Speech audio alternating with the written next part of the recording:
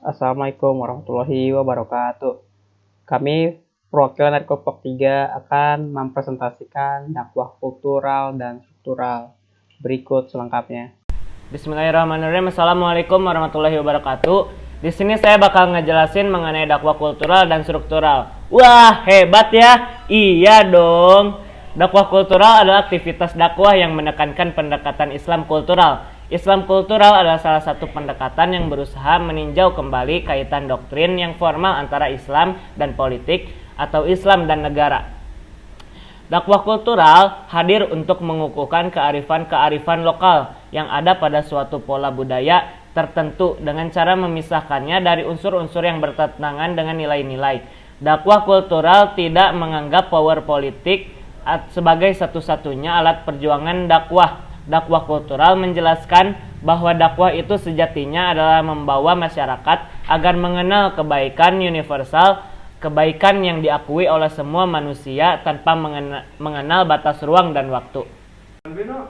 Dakwah struktural adalah gerakan dakwah yang berada dalam kekuasaan. Aktivis dakwah ini memanfaatkan struktur sosial, politik maupun ekonomi untuk mendakwahkan ajaran Islam. Jadi dalam teori ini, negara dipandang sebagai alat yang paling strategis untuk berdakwah. Di dalam dakwah struktural ini telah menyatakan suatu tesis bahwa dakwah yang sesungguhnya adalah aktivisme Islam yang berusaha mewujudkan negara yang berasaskan Islam. Selanjutnya ada ruang lingkup dakwah. Ruang lingkup dakwah mencakup 3 bentuk dakwah. Yang pertama, dakwah bil alisan atau dakwah dengan lisan. Dakwah ini menggunakan kata-kata ucapan untuk menyampaikan isi atau pesan dakwah. Yang kedua, dakwah bil alkitabah atau dakwah dengan tulisan. Dakwah ini dilakukan melalui tulisan atau catatan yang mengandung isi atau pesan dakwah yang akan disampaikan. Yang ketiga, dakwah bil alhal atau dakwah dengan perbuatan. Dakwah bil alhal dapat dimaknai dengan keadaan, perilaku, akhlak, dan keteladanan yang sesuai dengan petunjuk Al-Quran dan Sunnah. Ketiga bentuk dakwah ini telah dipraktekkan oleh Nabi Muhammad SAW selama 23 tahun, yaitu 13 tahun di Mekah dan 10 tahun di Madinah. Selanjutnya ada dakwah kultural dan struktural. Yang pertama, konsep dasar dakwah kultural. Istilah kultural berasal dari bahasa Inggris, yaitu dari kata kultur yang artinya kesopanan, kebudayaan, dan pemeliharaan. Menurut Koyajaraningrat, kata ini berasal dari bahasa Latin, yaitu dari kata kolere yang artinya mengerjakan dan mengolah. Dari kata ini kemudian berkembang menjadi kultur yang artinya penggunaan segala daya dan usaha manusia untuk merubah alam. Menurut Muksin Jamil, dakwah kultural adalah upaya untuk memberikan penghargaan terhadap budaya yang tidak bertentangan dengan ajaran Islam, dan sekaligus upaya pengislaman serta pemanfaatan setiap budaya yang ada untuk pendekatan dakwah. Yang kedua ada proses dakwah kultural. Sebelum kedatangan Islam, Jazirah Arab telah memiliki kebudayaan sendiri. Ada 3 sikap Islam terhadap kebudayaan atau adat istiadat, yaitu menerima, memperbaiki, dan menolak. Dakwah kultural berfokus pada upaya melembagakan ajaran Islam dalam kehidupan masyarakat melalui upaya perubahan kesadaran dan tingkah laku masyarakat. Yang ketiga ada konsep dakwah struktural. Pemahaman tentang dakwah struktural harus dimulai dengan perbincangan hubungan antara agama dengan negara. Pada hakikatnya, negara adalah suatu wadah di mana manusia bebas berkarya sebagai khalifah Allah Subhanahu wa Ta'ala dan hidup secara damai dan sejahtera untuk memperoleh kehidupan dunia dan akhirat. Menurut Ramli Ridwan, dakwah struktural adalah seluruh aktivitas yang dilakukan negara atau pemerintah dengan berbagai strukturnya untuk membangun tatanan masyarakat yang sesuai dengan petunjuk Allah Subhanahu wa Ta'ala dan Rasulullah SAW dalam bingkai amal ma'ruf nahi munkar. Selanjutnya ada politik dan dakwah. Politik pada umumnya berhubungan dengan kekuasaan dan cara menggunakannya.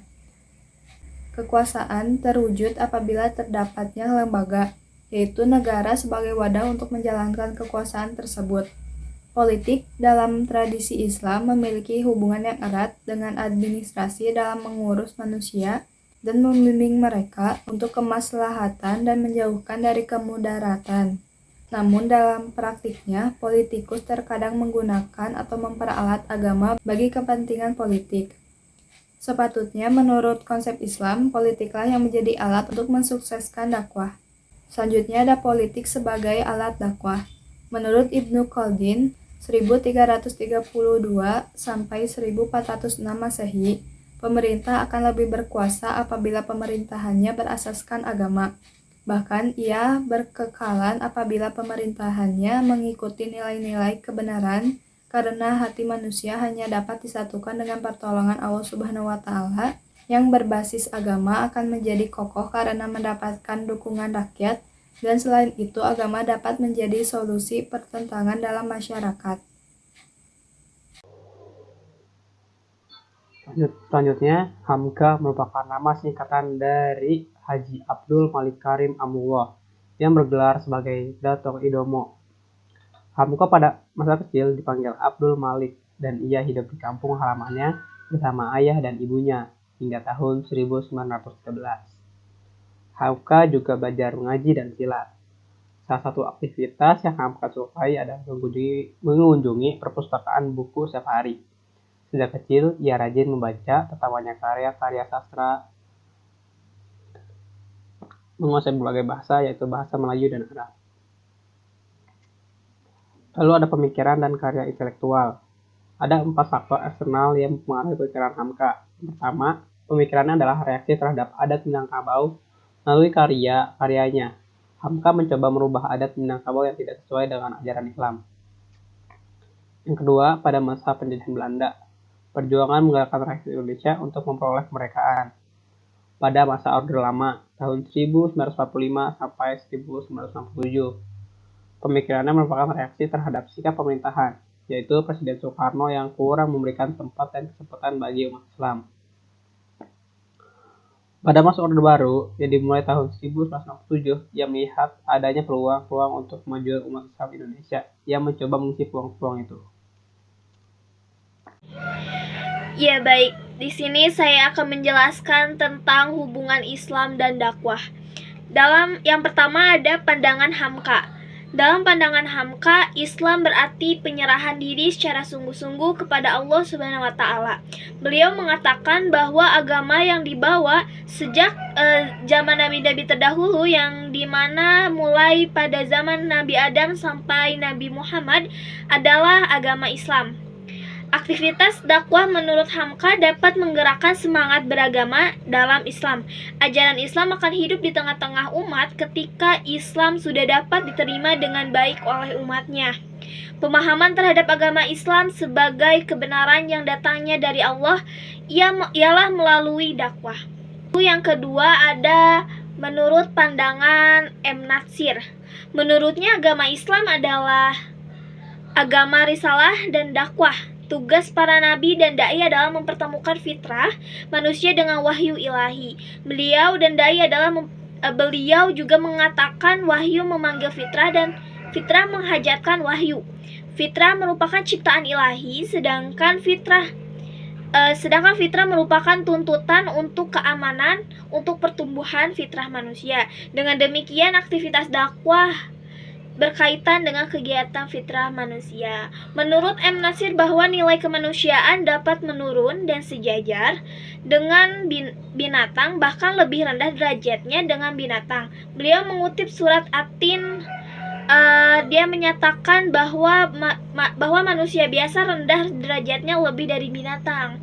Dengan demikian, Hamka dan Natsir menganggap bahwa peran dakwah itu adalah penting. Sekian dari kami, mohon maaf apabila ada kesalahan atau kata yang salah. Wassalamualaikum warahmatullahi wabarakatuh.